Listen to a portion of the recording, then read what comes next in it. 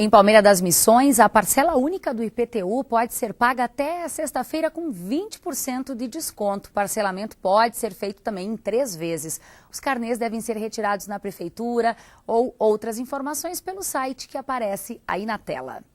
Bom, a previsão marca tempo seco com muitas nuvens para os próximos dias em Passo Fundo. Confira a previsão.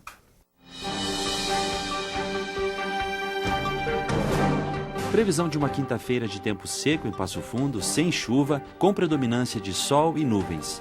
A mínima será de 14 graus e a máxima de 26. Na sexta-feira, sol com algumas nuvens, sem chuva. Mínima de 15 graus e máxima que não passa dos 27. O programa Estúdio 4 de ontem à noite debateu o monitoramento dos animais que vivem aqui no campus 1 da UPF. Foram colocadas armadilhas fotográficas para registrar a vida das espécies silvestres. Bom, o programa será reapresentado hoje às 8 horas da noite. Confira um trecho.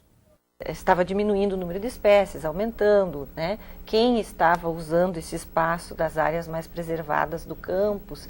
Então, foi feito um projeto, esse projeto foi encaminhado e durante, né, esses últimos anos a gente faz visitas mensais, né, durante uma semana, coletando dados e informações sobre o registro da ocorrência dos animais no campus 1, na área de 136 hectares, que é a área licenciada, então, para a nossa licença operação. Temos essa responsabilidade social e de servir como exemplo, né, a toda a região, ao município, enfim, de como a gente pode procurar conviver, né, com a questão da urbanização e a manutenção da vegetação. Além das questões legais, né, que nós temos com relação à FEPAM, que é a questão do licenciamento ambiental. Nós encontramos, assim, muitas espécies de anfíbios, até porque anfíbios, dentro de todos os grupos, além dos mamíferos, eles são bioindicadores ambientais. Então, nós tendo um grupo representativo de anfíbios no campo, significa que as nossas APPs, elas estão, de certa forma, preservadas. Bem, isso. A UPF, de uma certa forma, deixa de ser uma pequena cidade, né? E está, no seu crescimento, pensando no futuro. Todo esse trabalho que está sendo feito, ele é importantíssimo porque ele identifica as espécies, identifica os seus habitats e permite planejar o crescimento da universidade.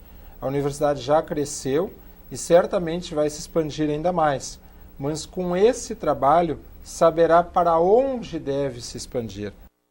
Um estudo do Ministério da Educação de 2013 apontou que 9 em cada 10 municípios brasileiros não atingiram o percentual mínimo de alunos com um desempenho adequado na matemática no 9º ano do ensino fundamental. Passo Fundo, infelizmente, é um desses municípios. E aí, o que fazer? Bom, para tentar mudar essa realidade, professores investem na qualificação e também na maneira de dar aula. A criatividade tem sido a principal ferramenta para enfrentar essa disciplina, quase sempre, muito temida pelos alunos. As opiniões se dividem em relação à matemática. Gosto. Não. A gente aprende bastante. Porque é muito chato e os números são complicados. Mesmo se concentrando em aula, Giovana tem dúvidas. Pergunto pro meu pai bastante. Aí quando meu pai não sabe mesmo, eu pergunto pra professora no outro dia. A Bruna tem dificuldade com os números. Tem que pensar muito. Nesta escola, a metade dos alunos das turmas de 7º ano tem dificuldade em aprender matemática. Para entenderem as equações de uma forma mais fácil, a professora tenta trazer os conteúdos da matemática com exemplos do dia a dia. Por exemplo, agora no 7º ano, números inteiros, né? Que é os positivos e negativos. Tem a ideia, o negativo é dever alguma coisa, é perder alguma coisa, aí eles estão aprendendo essa parte.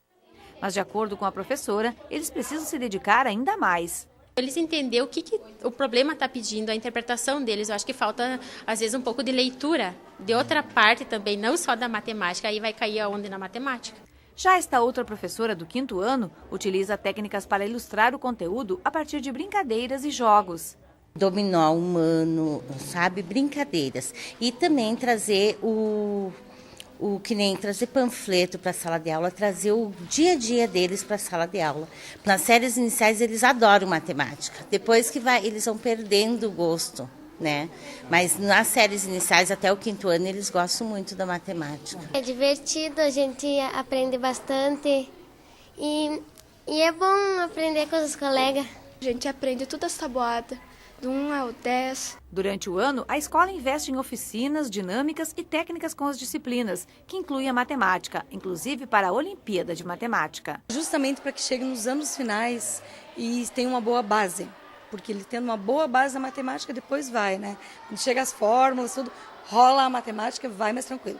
Agora, se ele não tem essa boa base, aí vai patinando, né? E quanto aos anos finais, é preparação mesmo para as Olimpíadas, que a escola sempre se prepara. Mesmo com o empenho dos professores, a metodologia empregada até agora não tem surtido os efeitos esperados nas escolas quanto ao aumento de índices de avaliação. Da forma como vem sendo desenvolvida, apesar de ser produtiva para os grupos atendidos, não causa impactos nos índices da escola nem mudanças no ensino da matemática. Passo Fundo ficou 4,8% abaixo da média nacional no desempenho em matemática em 2013. Vários fatores influenciam na defasagem. Os atrativos tecnológicos são um exemplo. Ele é um aluno tecnológico, ele é brilhante, onde ter que mexer no celular, no tablet, no computador. Só que a escola também tem que valorizar também essas questões, né? Buscando esses conhecimentos para que ele possa trazer, né, uma aula mais interativa, uma aula mais dinâmica, para atrair, porque hoje o aluno ele não está querendo mais ler, não está querendo mais nem escrever. E a escrita é um fator importantíssimo para o aluno. Entre as dificuldades enfrentadas pelos educadores está ainda a superlotação das salas, infraestrutura defasada e a desvalorização da categoria. Ele tem que estar bem estimulado. O que a gente vê assim é professores muito desmotivados, porque muitas vezes assim, eles têm 3 turnos, eles estão estressados, cansados, com razão, não são motivados financeiramente, muitas vezes até mesmo assim para um curso. Fazer esse trabalho de motivação para o professor, para que esse professor venha a ser motivado, para que ele venha trazer mais estratégias, né? Estratégias que venham a encantar o aluno, porque o aluno tem que ser encantado para o aprendizado. Para tentar amenizar a pouca intimidade dos alunos com os números, uma alternativa é, em alguns momentos, substituir a aula tradicional por jogos. Poderia trazer assim estratégias como origami, criar situações como jogos, a própria criança criar o seu material concreto, onde ela vai poder desenvolver com mais criatividade e ludicidade o seu processo de aprendizagem na matemática. Nenhum país conseguiu realizar uma mudança nacional, pode-se dizer assim, uma qualidade de desenvolvimento onde os pais não estivessem juntos com a escola. Já estamos vivenciando, sem o estudo, não se tem um bom emprego, uma boa colocação. Bom, e para atender os critérios do Ministério da Educação, o aluno do 9º ano precisa alcançar no mínimo 275 pontos em português e 300 em matemática. Participam estudantes de escolas públicas de todo o país. Bom, o papagaio charão vive nas matas de araucárias, aqui no Nordeste gaúcho, também no Sudeste de Santa Catarina. É um dos menores papagaios brasileiros. Na UPF, o projeto Charão é um programa de pesquisa e de educação ambiental que busca a preservação da vida silvestre. Para falar um pouco mais sobre este assunto, nós convidamos o professor Jaime Martinez, que é um dos coordenadores do projeto Charão. Professor, seja muito bem-vindo ao UPF TV. É um prazer lhe receber aqui mais uma vez. Muito obrigado, Thais. Professor, eu queria que o senhor começasse explicando para a gente um pouquinho do caminho que esse papagaio percorre, caminho esse que envolve cidades como Carazinho, por exemplo, Passo Fundo. Certo. O papagaio charão, ele é uma espécie migratória. Ele passa parte do ano na região de Passo Fundo, Carazinho e vários municípios aqui do estado, onde então reproduz, nascem os filhotes, e quando chega o período de janeiro, aproximadamente, eles começam uma longa jornada, um longo caminho de migração. E o que leva, o que incentiva eles, o que fomenta essa migração é a busca por locais que tenham florestas com araucárias. Porque nessas florestas eles encontram aquilo que é um dos principais alimentos para a espécie e que vai dar a energia necessária para um próximo período reprodutivo, que é o pinhão. Esse caminho antes era até Vacaria, muitos capões, e esse caminho tem se tornado cada vez mais distante. Hoje eles ficam em quais cidades? Normalmente em Santa Catarina, e por quê, professor? Exatamente. Quando termina o período reprodutivo aqui no Rio Grande do Sul, eles então migram até o nordeste do estado, a região de Vacaria, de Muitos Capões, e a partir desse ponto eles vão ao Planalto de Santa Catarina, que ainda mantém significativos remanescentes de floresta com araucária. Esse local compreende os municípios de Lages, de Painel, Urupema, São Joaquim, principalmente esses municípios, que estão dando para toda a fauna que depende da floresta com araucárias, uma possibilidade de sobrevivência. A gente está falando de um papagaio um pouco menor do que aquele que se costuma ver e também com uma característica avermelhada em especial, professor. Exatamente. O papagaio charão é verde como todo papagaio do Brasil, mas tem o diferencial que é essa máscara vermelha que ele tem entre os olhos, e também próximo das asas, como a gente pode observar. Isso é único no mundo, nenhum outro papagaio tem essa marca de verde e vermelho, as cores da UPF, inclusive.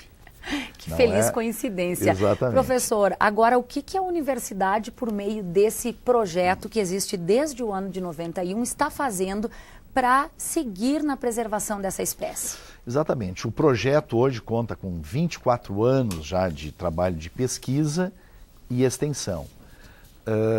Tudo que nós descobrimos nesses anos de pesquisa nos levaram a entender o papagaio e a poder propor boas estratégias de conservação para a espécie.